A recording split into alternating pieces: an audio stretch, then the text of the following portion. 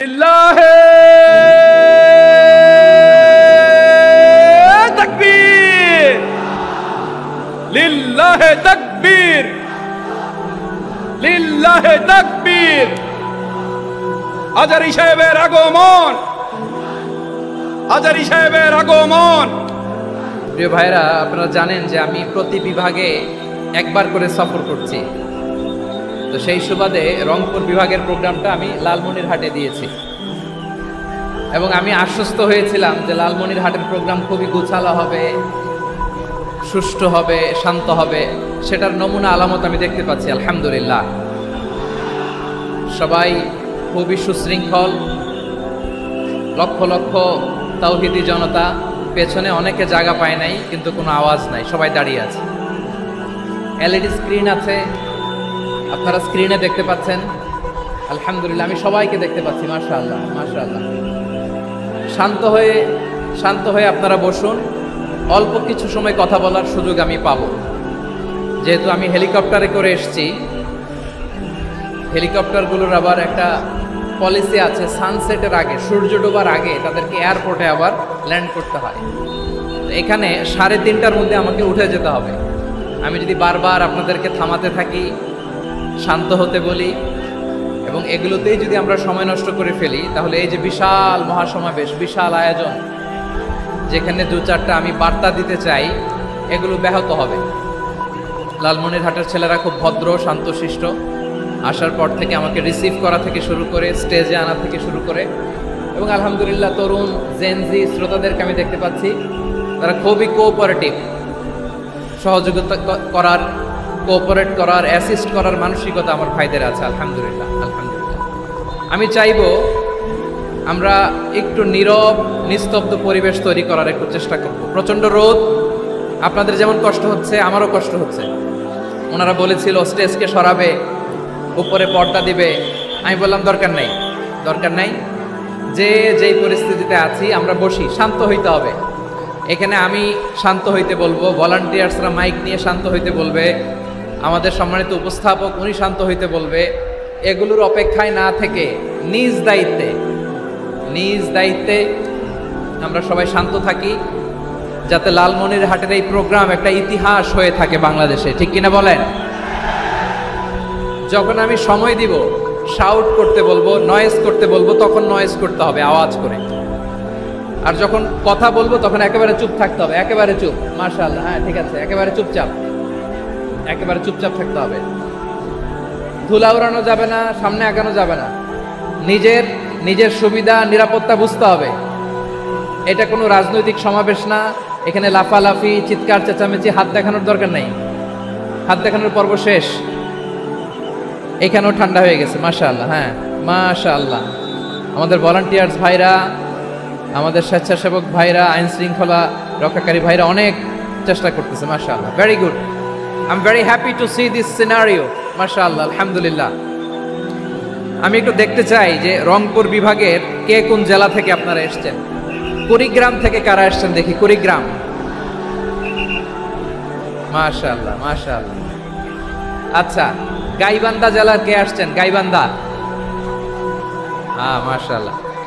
ঠাকুরগাঁও অনেকে আসছেন। দিনাজপুর জেলা থেকে, মাশাআল্লাহ। নীলফামারী, ঠিক আছে, ফি আমানিল্লাহ। পঞ্চগড় অনেক আসছে। রংপুর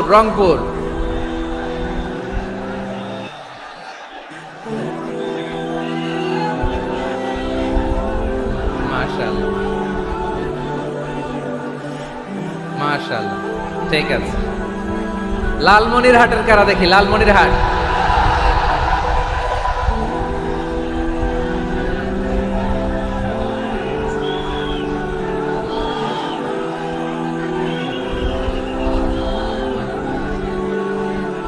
মাশাআল্লাহ মাশাআল্লাহ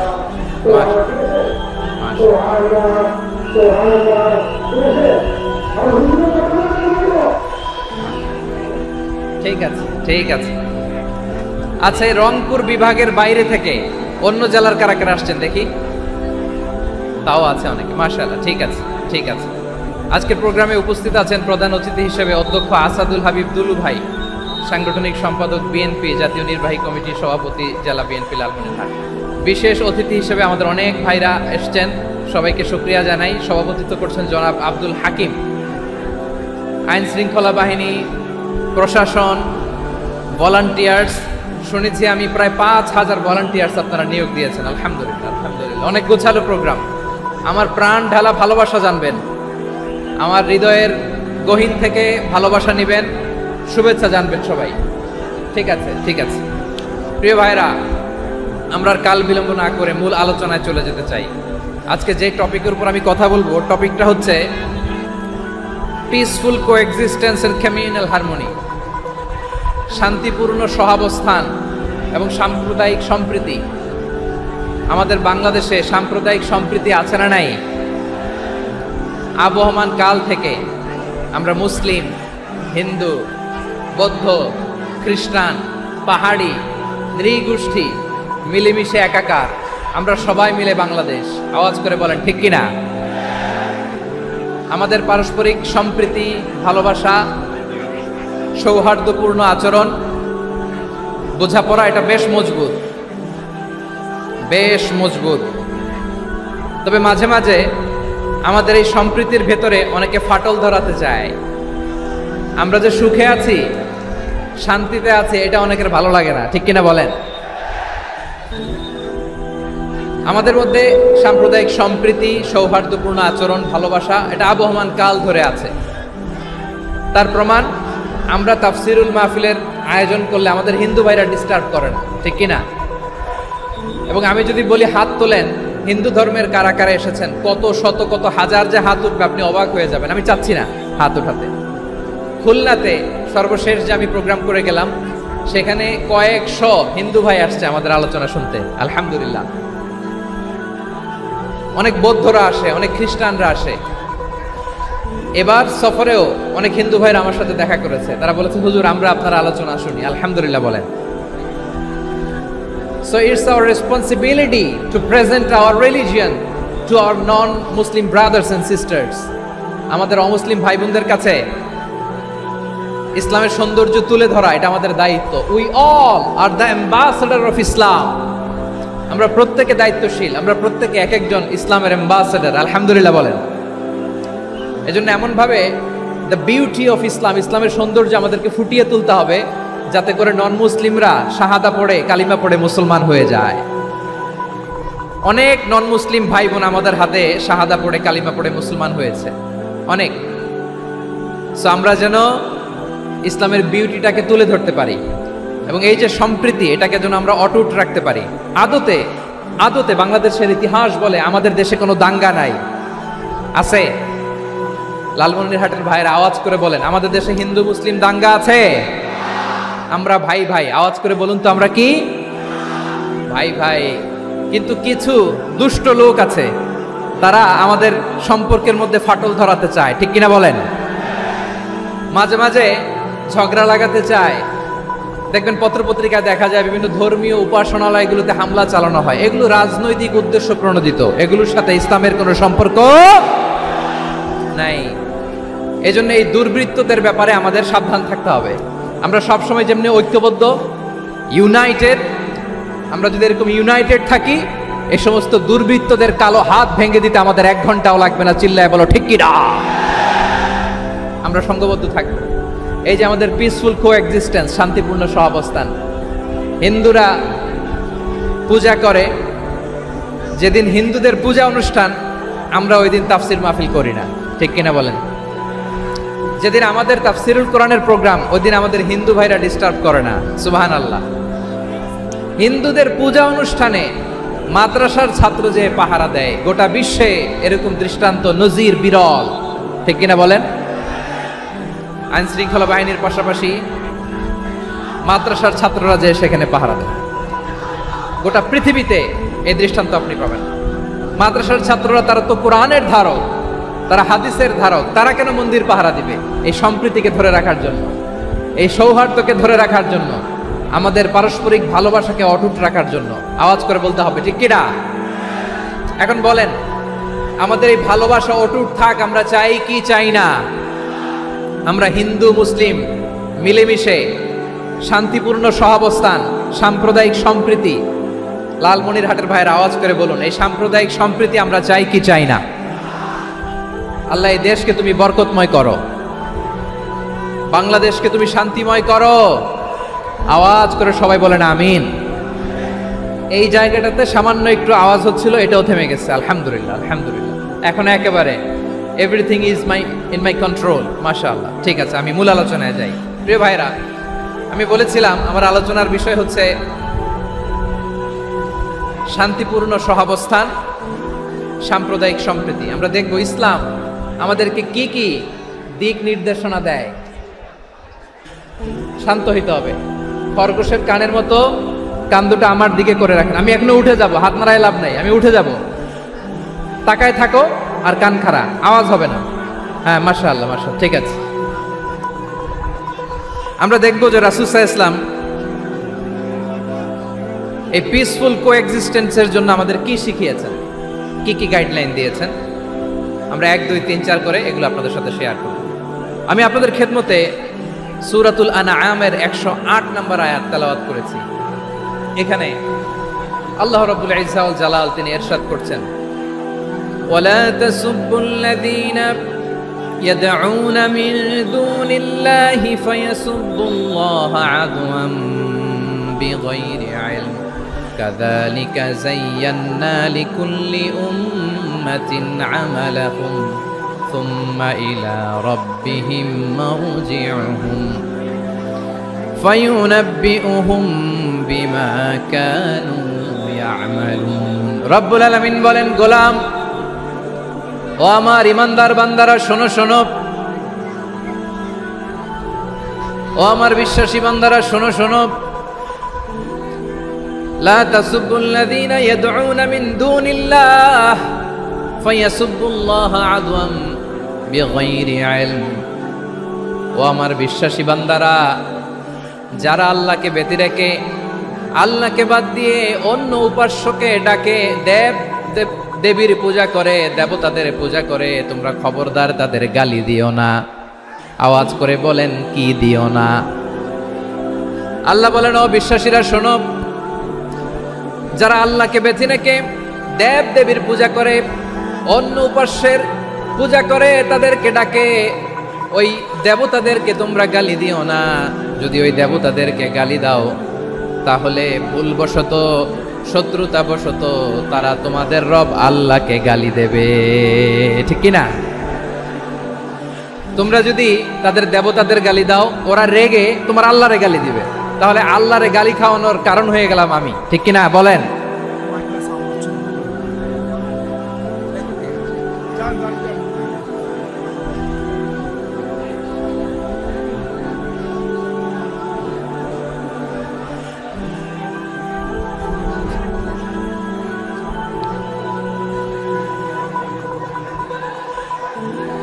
সম্মানিত ভাইয়েরা, এত বিশাল প্রোগ্রাম, মাইকের একটা সেটআপ থাকে, তারগুলো অনেক সময় নড়ে যায়, ধাক্কা ধাক্কিতে ডিসপ্লেস হয়, একটু ঝামেলা হবে।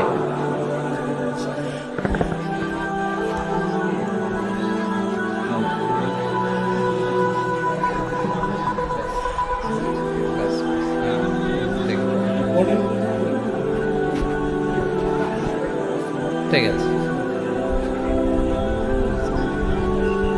একটু সমস্যা হবে মাঝে মাঝে। আপনারা শান্ত থাকলে, শান্ত থাকতে হবে। এইভাবে সাউন্ড নাই, এই নাই, এই বলতে বলতে আমার সময়ও নাই, উঠে যেতে হবে। এগুলো বোকামি। এই বিভাগীয় প্রোগ্রামগুলোতে যাই, চিৎকার চেঁচামেচি করে তোমরা আসো, সময় শেষ, আমাকে উঠে যেতে হয়। আমরা তো বঞ্চিত হলাম। গুরুত্বপূর্ণ অনেক কথা শোনাবো তোমাদের, অনেক। প্রিয় ভাইরা, আপনারা শান্ত হয়ে বসুন, শান্ত হয়ে। রব্বুল আলামিন বলেন, খবরদার বিশ্বাসীরা, আল্লাহ ছাড়া যারা অন্যান্য উপাস্যদেরকে ডাকে, দেবতাদেরকে ডাকে, তাদেরকে তোমরা গালি দিও না। ওই সমস্ত দেবতাদেরকে যদি তোমরা গালি দাও তাহলে তারা আল্লাহকে গালি দিবে। ঠিক কিনা বলেন? আমরা দেবতাদের গালি দিলে ওরা আল্লাহকে গালি দিবে। রব্বুল আলামিন বলেন, খবরদার দেবতাদেরকে গালি দিও না, তাহলে ওরা তোমার রব আল্লাহরে গালি দেবে। প্রতিটি জাতির জন্য তাদের কাজকে আমি আল্লাহ সুশোভিত করে রেখেছি। তারা সবাই একদিন আমার কাছেই ফিরে আসবে। এরপর আমি রব্বুল আলামিন তাদের আমলনামা তাদেরকে জানিয়ে দেব। সুবহানাল্লাহ পড়ে। প্রিয় ভাইরা, আল্লাহ তাআলা বলেছেন খবরদার গালি দিও না। আদেশটা কার? আওয়াজ করে বলেন তো। হিন্দুদের দেবতা দেবদেবীদেরকে গালি দেওয়া যাবে না। আওয়াজ করে বলুন প্রিয় ভাইরা, এই আদেশটা কার? এই আপনাদের গলার আওয়াজ। অন্য ধর্মের দেবতাদেরকে যে গালি দেওয়া যাবে না, এই আদেশটা কার? আরো জোরে বলুন কার? গালি দিবেন কোন দেবতাকে? দিবেন? যদি দেন তাহলে ওরা আল্লাহরে গালি দিবে। তাহলে আল্লাহরে গালি খাওয়াইলো কে? আপনি। ঠিক কিনা বলেন? আমি আল্লাহকে গালি খাওয়ানোর কারণ হলাম। কারণ আমি যদি গালি না দিতাম ওরা আমার রবকে গালি দিত না। আওয়াজ করে বলেন ঠিক কিনা? তাহলে প্রিয় ভাইয়েরা, ইসলাম আমাদেরকে শিখায়, সূরাতুল আনআমের 108 নম্বর আয়াত থেকে আমরা বুঝলাম কোন ধর্মকে ছোট করা যাবে না। অন্য ধর্মকে ছোট করা মানে ইসলামকে ছোট করা। অন্য ধর্মের দেবতাকে গালি দেওয়া মানে আল্লাহকে গালি খাওয়ানো। আওয়াজ করে বলেন ঠিক কিনা? খবরদার, এটা করা যাবে না। আর অন্য ধর্মের দেবতাকে যদি আপনি গালি দেন, ওরা ইসলাম থেকে দূরে সরে যাবে। যাও ইসলামের প্রতি আকৃষ্ট হয়েছিল আর কোনোদিন ইসলামের ধারে কাছে আসবে না। আওয়াজ করে বলেন ঠিক কিনা? এজন্য কখনো কোনোদিন অন্য ধর্মের দেবতাদেরকে গালি দেয়া যাবে না। অন্য ধর্মের কোনো দেবতাদেরকে আমরা গালি দিব না, গালি দিব না। বরং ইসলামের beauty, the beauty of Islam, ইসলামের সৌন্দর্যকে আমরা তুলে ধরব। আমরা যদি বিশ্বনবী সাল্লাল্লাহু আলাইহি ওয়াসাল্লামের জীবনের দিকে তাকাই, তাহলে আমি দেখব বিষ্ণু ইসলাম মক্কাতে কিংবা মদিনাতে অন্য ধর্মের লোকদের সাথে খুব পিসফুলি লাইফ লিড করেছেন। হোক মুশরিক, হোক খ্রিস্টান, হোক ইহুদি, বিশ্বনবী সবার সাথে মিলেমিশে ছিলেন। আলহামদুলিল্লাহ বলেন। ইসলাম হচ্ছে পিসফুল রিলিজিয়ান। অন্য ধর্মের প্রতি সহনশীলতার সবক ইসলাম আমাদেরকে দেয়। কিন্তু প্রতিটি মুসলিমের এটা মনে রাখতে হবে, আল্লাহর কাছে পছন্দনীয় গ্রহণযোগ্য ধর্ম জীবনাদর্শ একটি, সেটা হচ্ছে ইসলাম। আওয়াজ করে বলেন সেটা কি? লালমনিরহাটের ভাইরা আওয়াজ করে বলুন, আল্লাহর কাছে মনোনীত ধর্ম একটি, সেটা কি? এজন্য রব্বুল আলামিন বলেন ইন্নাদ-দীনা ইনদাল্লাহিল ইসলাম। আল্লাহর কাছে মনোনীত গ্রহণযোগ্য অ্যাকসেপ্টেড ধর্ম মতাদর্শ একটা, সেটা হলো ইসলাম। ইসলাম ছাড়া অন্য কোনো ধর্ম যদি কেউ তালাশ করে, তার ওই ধর্ম আল্লাহ গ্রহণ করবে না। ওমাই ইয়াবতাগি গায়রাল ইসলামি দীনান ফালাই ইউকবালা মিন ওয়া হুয়া ফিল আখিরাতি মিনাল খাসিরিন।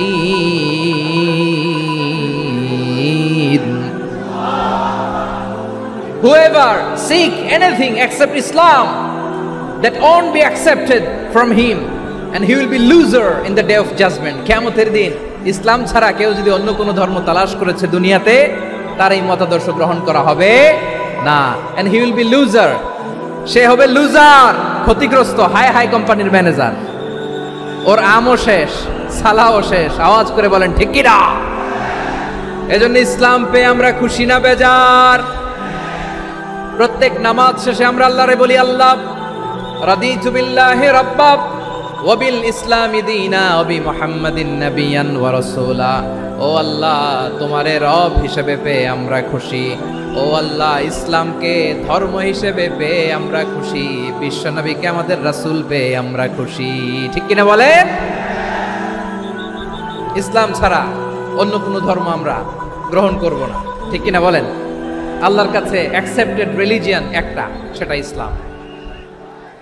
তো বিশ্বনবী সাল্লাল্লাহু আলাইহি ওয়াসাল্লাম মক্কাতে কিংবা মদিনাতে খুব পিসফুলি এক্সিস্ট করেছেন, যে কোনো ধর্মের সাথে মিলেমিশে চলেছেন। তার প্রমাণ আমরা যদি রাসূল সাল্লাল্লাহু আলাইহি ওয়াসাল্লামের বায়োগ্রাফির দিকে তাকাই, তাহলে দেখব তিনি মুশরিকদের সাথে পিস ট্রিটি করেছেন, শান্তি চুক্তি, পিস ট্রিটি, পিস এগ্রিমেন্ট। আপনারা হুদাইবিয়ার সন্ধির নাম শুনেছেন? আমার লালমনিরহাটের কলিজার টুকরা ভাইয়েরা, হুদাইবিয়ার সন্ধির নাম আপনারা শোনেন নাই? 6ষ্ঠ হিজরিতে বিষ্ণু ইসলাম মুশরিকদের সাথে এই ট্রিটি করেছেন, চুক্তি। কাদের সাথে? মুশরিকদের সাথে। আমরা তো মুসলমান বসতে পারি না। আমরা দুই মুসলিম ভাই একসাথে বসে চা খেতে পারি না। গল্প করতে পারি না। বিষ্ণু ইসলাম মুশরিকদের সাথে ট্রিটি করেছেন, হুদাইবিয়ার সন্ধি। এই সন্ধির আগে মক্কা থেকে কেউ মদিনায় যেতে পারে না, মদিনা থেকে কেউ মক্কায় যেতে পারে না। কিন্তু এই সন্ধির পরে ট্রাফিক স্বাভাবিক হয়ে গেল। মক্কার লোকেরা মদিনায় আসতে পারে, মদিনার লোকেরা মক্কায় আসতে পারে। এটাকে বলে সুলহে Hudaibiya, the peace agreement of Hudaibiya, শান্তি চুক্তি। আমরা পৃথিবীতে এখন অনেক শান্তি চুক্তির নাম শুনি, এগুলো সব the piece treaty of Hudaibiya থেকে কপি করা। আল্লাহু আকবার। তাহলে বিশ্বনবী সাল্লাল্লাহু আলাইহি সাল্লাম তিনি যে শান্তিপূর্ণ সহাবস্থানে বিশ্বাসী ছিলেন, মুসলমানেরা যে অন্য ধর্মের প্রতি সহনশীল, তার প্রমাণ হচ্ছে এই পিস ট্রিটি। শুধু তাই নয়, মাইকের সাউন্ডটা একটু বাড়াই দিতে হবে, খুব দুর্বল, একটু মজবুত করতে হবে, আর একটু ক্লিন করতে হবে, আর সবগুলা জায়গায় সাউন্ড যাচ্ছে কিনা একটু ক্রস চেক করতে হবে। হ্যাঁ, পাবেন পাবেন, দিচ্ছে mic operator, is trying his level best, দিচ্ছে।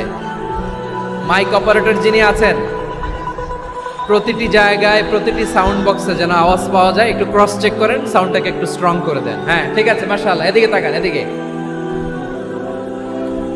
মক্কার পার্ট গেল, পিস এগ্রিমেন্ট করলেন, শান্তি চুক্তি। বিষ্ণু ইসলাম মদিনায় যে কি করলেন?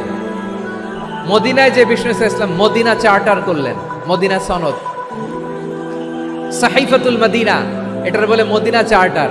যে ওয়েস্টে, ইউরোপে, আমেরিকাতে তারা অনেক চার্টার করে, সব চার্টার মদিনা চার্টার থেকে কপি করা। আওয়াজ করে পড়েন সুবহানাল্লাহ। বিষ্ণু ইসলাম মদিনায় গেলেন, মদিনাতে মুসলিম, মুশরিক, ইহুদি, এই তিন ধর্মের লোক মিলে সব স্টেক হোল্ডার যারা আছে সবাইকে নিয়ে বিষ্ণু ইসলাম মদিনা চার্টার করলেন, মদিনা সনদ। পড়েন সুবহানাল্লাহ। শুধু তাই নয়, মক্কাতে বিশ্বনবী পিস এগ্রিমেন্ট করলেন, শান্তি চুক্তি মুশরিকদের সাথে। মদিনাতে যে বিশ্বনবী মদিনা চার্টার করলেন, মদিনা সনদ করলেন ইহুদিদের সাথে। আবার মদিনাতে বিশ্বনবী ইহুদিদের সাথে পিস ডায়ালগ করলেন, ইন্টারফেথ ডায়ালগ করলেন, আন্তধর্মীয় সংলাপ করলেন। যে সংলাপের মূল ভিত্তি ছিল তাওহীদ। মূল ভিত্তি ছিল কি? তাওহীদ। বিশ্বনবী ইহুদিদেরকে ডাকলেন, আহ্বান করলেন, কুল ইয়া আহলাল কিতাবি তাআলাউ ইলা কালিমাতিন সাওয়াইন বাইনানা ওয়া বাইনাকুম আল্লা না'বুদা ইল্লাল্লাহ ওয়া লা নুশরিকা বিহি শাইআন ওয়া লা ইয়াত্তাখিযা বা'দুনা বা'দান আরবাবাম মিন দুনিল্লাহ فإن تولوا فقولوا اشهدوا بأننا مسلمون। সুবহানাল্লাহ পড়েন। বিশ্বনবী মদিনার ইহুদিদের ডেকে বললেন, ও ইহুদিরা, শোনো শোনো, আসো এমন একটা আদর্শের প্রশ্নে আমরা একত্রিত হই, যে আদর্শের প্রচার তোমাদের নবীরাও করেছে, আমিও করি, যে আদর্শের কথা তোমাদের পবিত্র ধর্মগ্রন্থগুলোতে আছে, আমার কোরআনেও আছে। সেটা হলো তাওহীদ। আমরা এক আল্লাহ ছাড়া কারো ইবাদত করব না, আল্লাহর সাথে কাউরে শরীক করব না, আল্লাহ ছাড়া কাউরে রব মানব না। পড়েন সুবহানাল্লাহ। তাহলে আমার প্রিয় লালমনিরহাটের ভাইরা, মদিনাতে যে তিনি মদিনা চার্টার করলেন, মদিনা সনদ, পিস ডায়ালগ করলেন, শান্তির সংলাপ, ইন্টারফেথ ডায়ালগ করলেন, আন্তধর্মীয় সংলাপ, যার ভিত্তি ছিল তাওহীদ। সুবহানাল্লাহ পড়েন। তাহলে অন্য ধর্মের প্রতি সব সময় ইসলাম সহনশীল, টলারেন্স। যদি আপনি দেখতে চান ইসলামের নবী বিশ্ব নবীর দিকে তাকান, ঠিক কিনা বলেন? আমরা তো সংখ্যালঘুদের রাইটস প্রোটেক্ট করার জন্য কত আইন বানাই, কত বৈঠক করি, কত সংবাদ সম্মেলন করি। বিষ্ণু সাল্লাল্লাহু আলাইহি ওয়াসাল্লাম সংখ্যালঘুদের রাইটসের ব্যাপারে, অধিকারের ব্যাপারে যে কথা বলেছেন, শুনলে আপনি অবাক হয়ে যাবেন। বিশ্বনবী বলেন, আলা মান যালামা মুআহাদান আও ইনতাকাসাহু আও কাল্লাফাহু ফাওকা তাআতিহি আও কাল্লাফাহু ফাওকা তাকাতিহি আও আখাযা মিনহু শাইআন বিগাইরি তিবি নাফসিন ওয়া আনা হাজিজুহু ইয়াউমাল কিয়ামা। খবরদার, জেনে রাখো, কেউ যদি কোনো সংখ্যালঘুর উপরে অত্যাচার করে, কোনো সংখ্যালঘুর প্রাপ্য থেকে যদি কেউ কাউকে ঠকায়, সংখ্যালঘুর উপর যদি কেউ কষ্ট দেয়, কোনো সংখ্যালঘুর সম্পদ যদি কেউ জোর করে কেড়ে নেয়, আমি কিয়ামতের দিন বিশ্বনবী ওই সংখ্যালঘুর পক্ষে আর ওই মুসলমানদের বিপক্ষে বাদী হয়ে দাঁড়াবো। সুবহানাল্লাহ বলতে পারলেন না? আল্লাহু আকবার। আপনি নামাজি, আপনি মুসল্লি, আপনি হাজী সাহেব, তাহাজ্জুদ পড়তে পড়তে কপালে দাগ ফেলে দিছেন, আপনার প্রতিবেশী হিন্দু, ভাবছেন আমার তো পাওয়ার আছে, ওর জমিটা দখল করি। বিশ্বনবী বলেন কিয়ামতের দিন ওই হিন্দুর পক্ষে তোর বিরুদ্ধে আমি বাদী হয়ে দাঁড়াবো। পৃথিবীর কোন ধর্মে এরকম স্টেটমেন্ট পাবেন? পাবেন? আপনি ভাবছেন আপনি নামাজ পড়লে, হাজী সাহেব কপালে দাগ ফেলাই দিলে আপনি সেলসেলায় জান্নাতে চলে যাবেন না? খবরদার।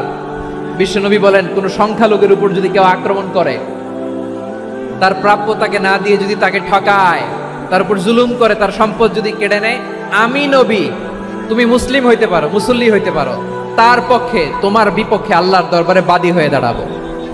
আচ্ছা লালমনিরহাটের ভাইরা, কথা বুঝতে পারলে আওয়াজ করে উত্তর দেন। বিশ্বনবী যদি কারো বিপক্ষে দাঁড়ায় কিয়ামতের দিন, আই রিপিট, আমি আবারও বলছি, বিশ্বনবী যদি কিয়ামতের দিন কারো বিপক্ষে দাঁড়ায়, ও তো সেলসেলায়া জান্নাতি,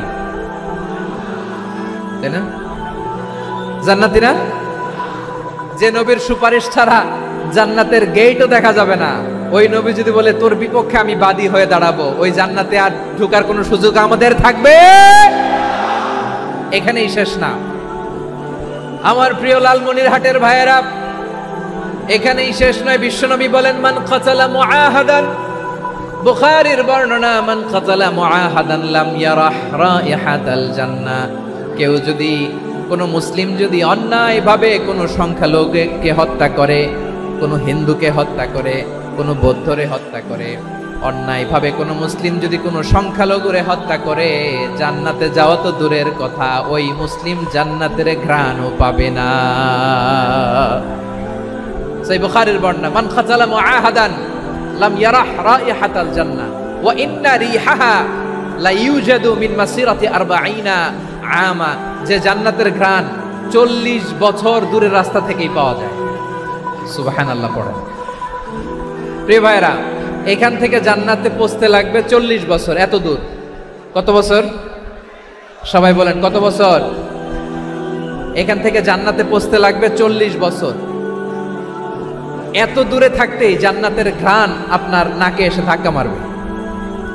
বিশ্বনবী বলেন যে ব্যক্তি কোন সংখ্যালঘুকে হত্যা করে, জান্নাতের ঘ্রাণ তো পাবেই, জান্নাতে তো ঢুকতে পারবেই না, জান্নাতের ঘ্রাণও তার নাকে লাগবে না। পড়েন নাউযুবিল্লাহ। তাহলে সংখ্যালঘুদের ব্যাপারে ইসলামে অধিকার দেয়া আছে না নাই? লালমনিরহাটের ভাইয়ের আওয়াজ করে বলেন, আমার সংখ্যালঘু হিন্দু ভাইদের রাইটস, অধিকার আমাদের ইসলামে প্রোটেক্টেড আছে না নাই? এখানেই শেষ না। বিষ্ণু ইসলাম আপনার অমুসলিম প্রতিবেশীর সাথে ভালো আচরণ করতে বলেছে। আমাদের হয় না এটা মুসলিম পাড়া, ওটা বৌদ্ধ পাড়া, হয় না?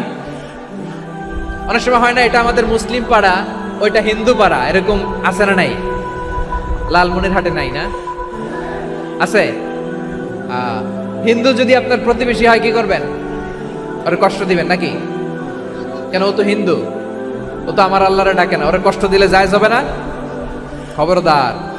বিষ্ণু ইসলাম বলেন মান কানা ইউমিনু বিল্লাহ ওয়াল ইয়াউমিল আখির ফালিউকরিম জারাহ। যে আল্লাহ বিশ্বাস করে আর আখিরাতে বিশ্বাস করে, সেজন্য প্রতিবেশীর সাথে ভালো আচরণ করে। সুবহানাল্লাহ। কলিজা জুড়ায় যায় না আমার নবীর কথাগুলো শুনলে? যে আল্লাহ বিশ্বাস করে, যে আখিরাতে বিশ্বাস করে, সেজন্য প্রতিবেশীর সাথে ভালো আচরণ করে। এখানে বলছে মুসলিম প্রতিবেশী বলছে, নামাজি প্রতিবেশী বলছে, আল্লাহওয়ালা প্রতিবেশী বলছে না।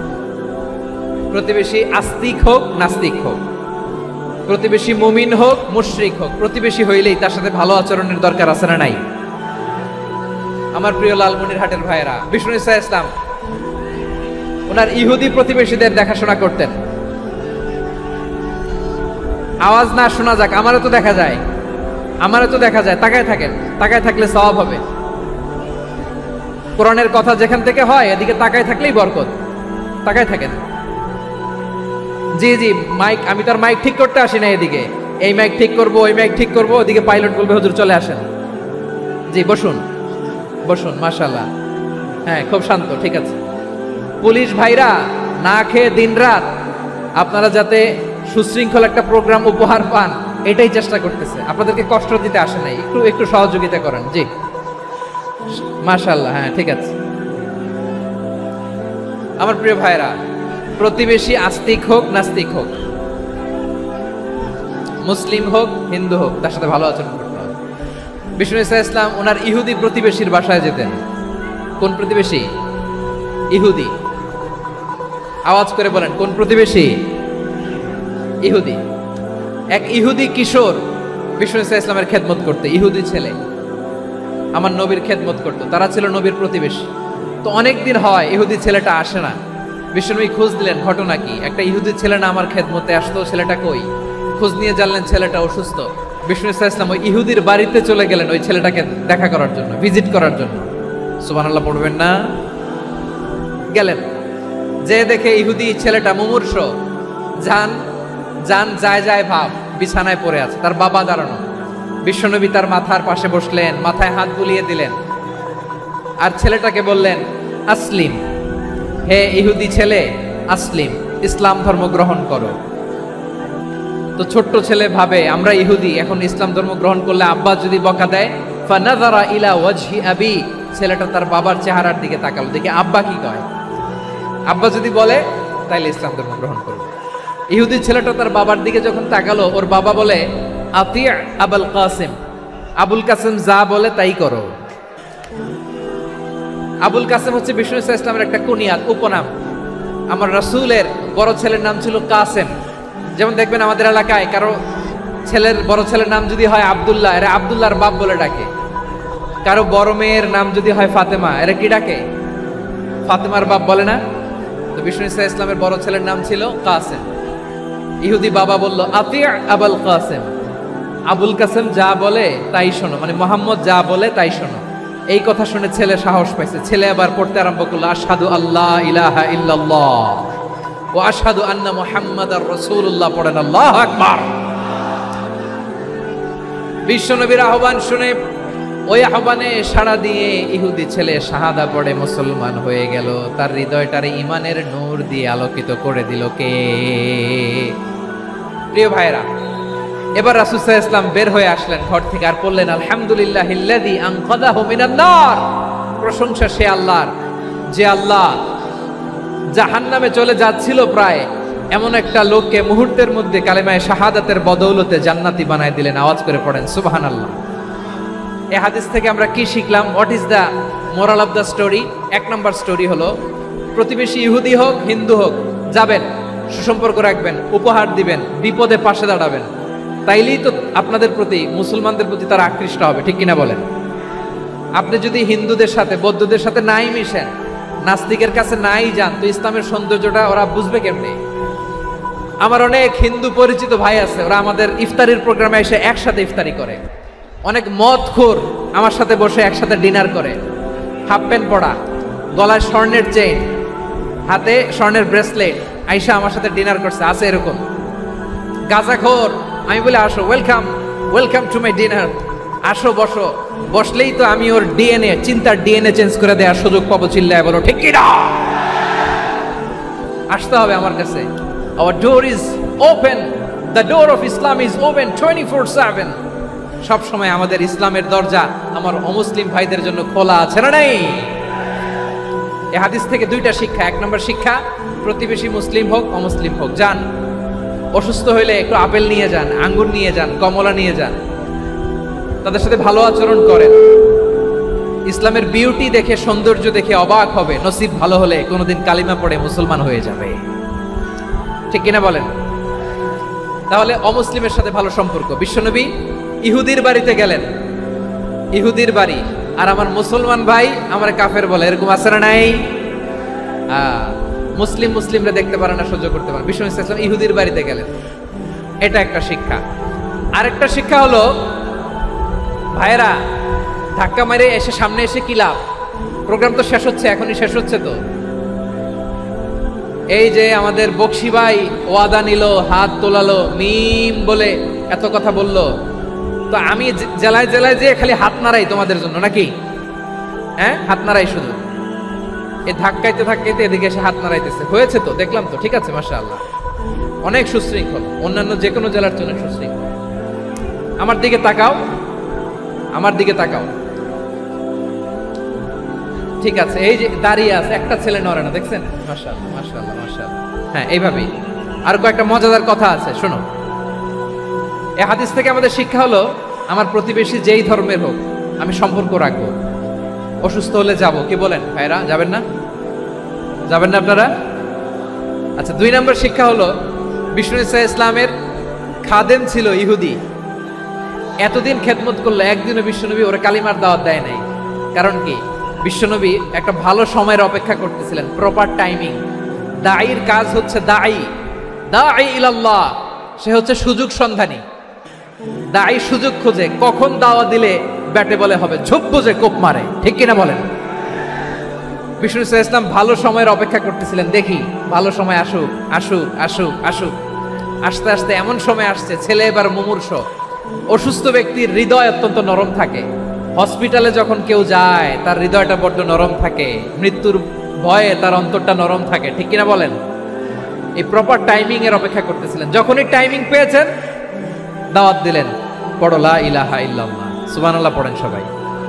তাহলে ইসলাম অমুসলিম প্রতিবেশীর সাথে ভালো আচরণ করতে বলে। ইসলাম অমুসলিম মাতা পিতার সাথেও ভালো আচরণ করতে বলে। মাতা পিতা যদি অমুসলিম হয়, তারা ফেলে দিতে পারবেন? পারবেন? পারবেন? আমার লালমনিরহাটের ভাইয়েরা, অনেক হিন্দু ছেলে আমাদের হাতে শাহাদা পড়ে মুসলিম হয়, কিন্তু ওর মা মুসলমান হয় নাই, বাবাও হয় নাই। এরকম আছে না নাই? তো ও হয়েছে মুসলিম, মা বাপ হিন্দু, এখন মা বাপ কি বাদ? হ্যাঁ, মা বাপ বাদ দেয়া যাবে?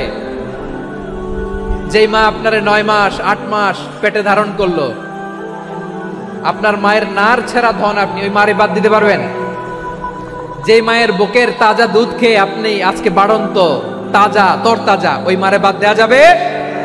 মায়ের এক ধারে দুধের দাম, কাটিয়া গায়ের চাম, পাপুষ বানাইলে ঋণের শোধ হবে না। এমন দরদি ভাবে কেউ হবে না আমার মাহা গো।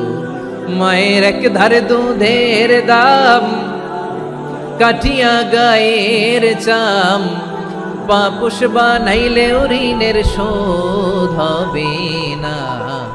এমন দরদি ভাবে কেউ হবে না আমার মাহা গো, ঠিক কিনা? মাকে তো বাদ দেয়া যায় না। وَقَضَى رَبُّكَ أَلَّا تَعْبُدُوا إِلَّا إِيَّاهُ وَبِالْوَالِدَيْنِ إِحْسَانًا। আল্লাহ বলে, অবধারিত 2টা ভার্ডিক্ট তোমাদের জন্য, এক আল্লাহর ইবাদত করবা আর মা বাবার প্রতি ইহসান করবা। আদেশটা কার? মা বাবার প্রতি ইহসান করতে হবে। আমার মা হিন্দু হোক, ভালো আচরণ করতে হবে, বৌদ্ধ হোক, ভালো আচরণ করতে হবে। আমার যে সমস্ত হিন্দু ভাইয়েরা মুসলিম হয়েছে, তোমাদের মা বাবা এখনো মুসলমান হয় নাই, তাদের সাথে ভালো আচরণ করতে হবে। আপনাদের খেদমত নিজে করতে হবে, অথবা খেদমতের ব্যবস্থা করাই দিতে হবে। মান্থলি যে খরচ লাগে এটা দিতে হবে। আরে তুমি এখন মুসলিম, তোমার মা বাবা হিন্দু, এখনই তো সুযোগ ইসলামের সৌন্দর্য দেখানো। এখন মা বাবা যদি দেখে, আরে এটা হিন্দু থাকতে তো বদমাইশ ছিল, বেয়াদব ছিল, কি এমন ধর্ম সে গ্রহণ করলো যেটা গ্রহণের সাথে সাথে সে পাল্টে গেল? কি এমন ধর্ম সে গ্রহণ করেছে যেটা তার জীবনকে আলোকিত করে দিয়েছে? নসিব ভালো হইলে তারাও কালিমা পড়ে মুসলমান হয়ে যাবে। বিষ্ণু ইসা ইসলামের স্ত্রীর নাম ছিল আয়েশা রাদিয়াল্লাহু তাআলা আনহা, আবু বকর রাদিয়াল্লাহু তাআলা আনহুর মেয়ে। আবু বকর রাদিয়াল্লাহু তাআলা আনহুর আরেক মেয়ের নাম হচ্ছে আসমা। কি নাম? দুজনই আবু বকর রাদিয়াল্লাহু তাআলা আনহুর মেয়ে, আসমা আর আয়েশা। নাম দুটো কেমন লাগে? আসমা নামটা কেমন লাগে? আয়েশা নামটা কেমন লাগে? সবার ভালো লাগে নাই? নাম দুটো আপনাদের ভালো লাগে? লালমনিরহাটে অনাগত যদি কন্যা সন্তান হয়, যদি মনে চায় আসমা রেখে দিতে পারবেন, যদি মনে চায় আয়েশা রেখে দিয়েন।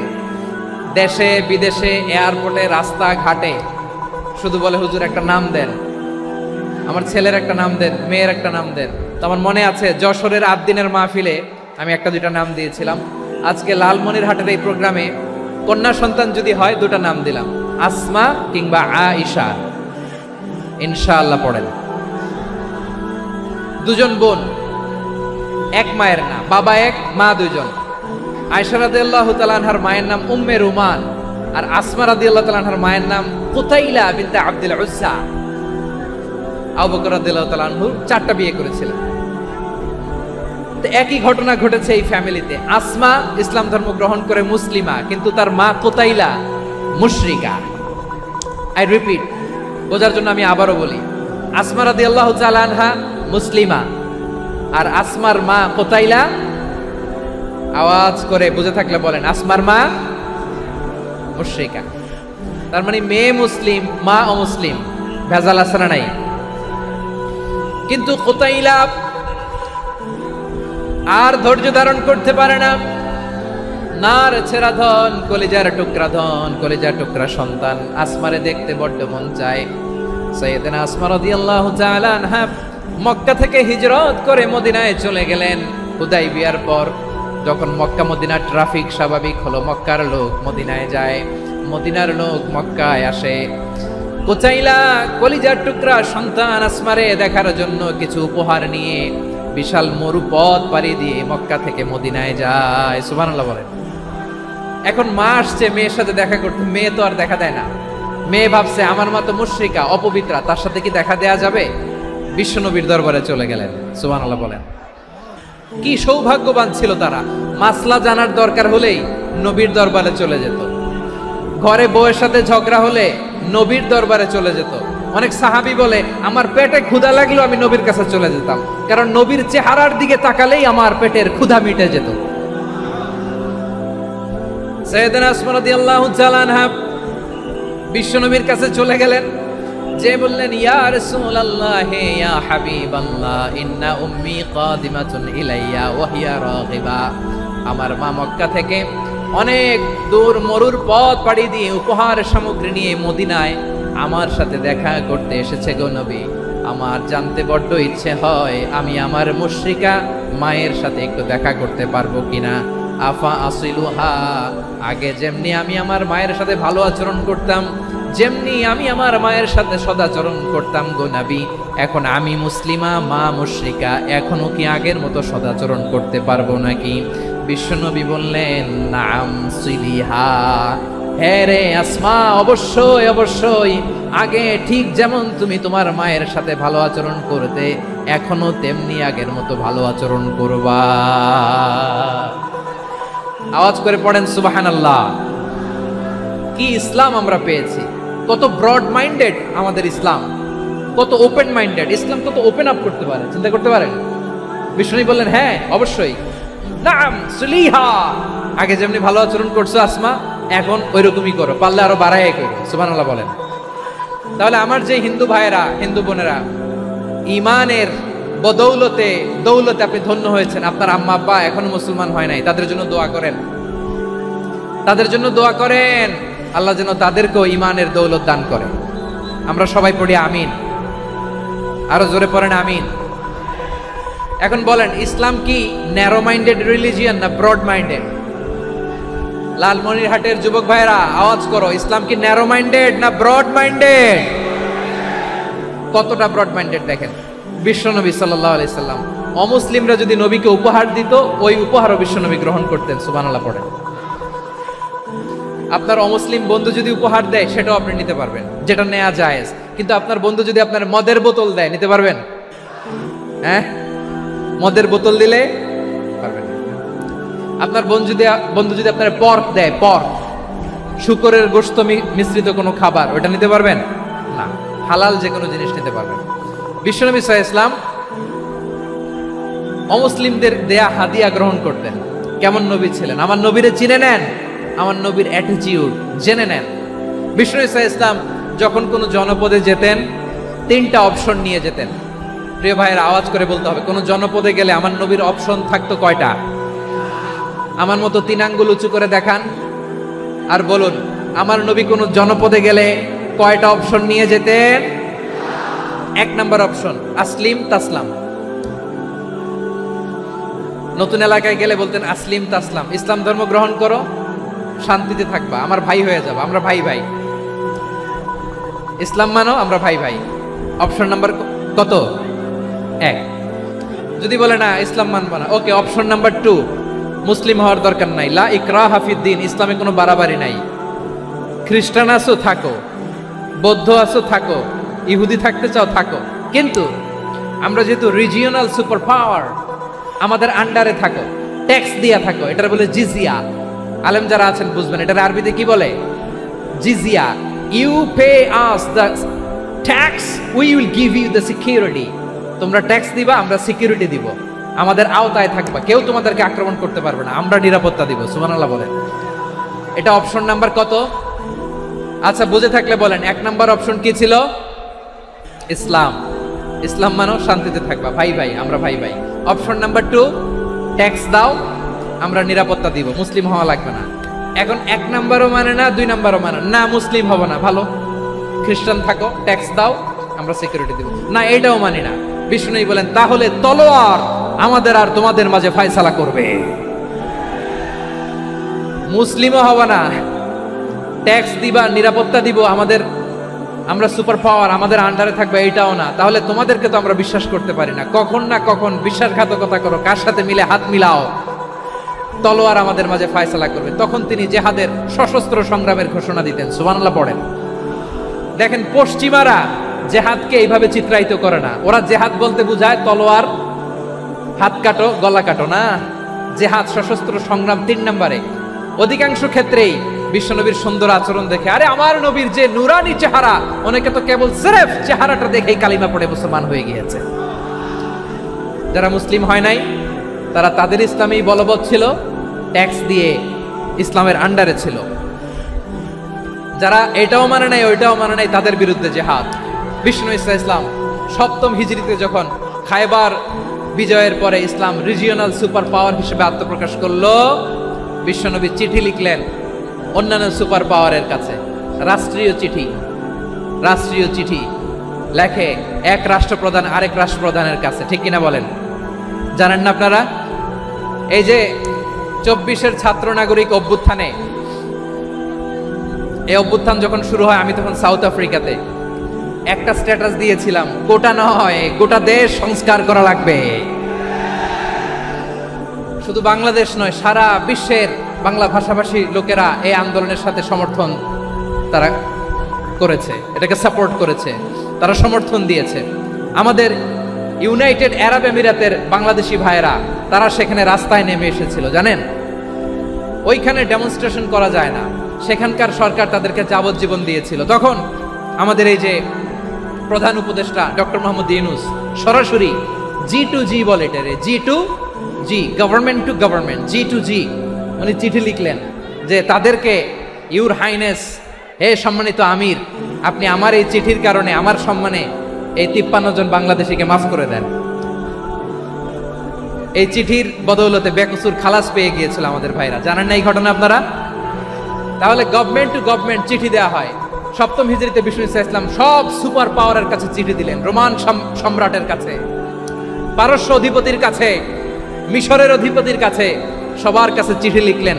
চিঠির ভাষা ছিল এরকম, মিন মুহাম্মাদিন রাসূলিল্লাহ ইলা মুকাওকিস আযীমিল কিবত, মুহাম্মদ রাসূলুল্লাহর পক্ষ থেকে মিশরের বাদশার কাছে, আসলিম তাসলাম, ইসলাম মানো, শান্তিতে থাকবা, সালামুন আলা মান ইত্তাবা আল হুদা, শান্তি তার জন্য যে হেদায়েতের অনুসরণ করে। সুবহানাল্লাহ পড়েন।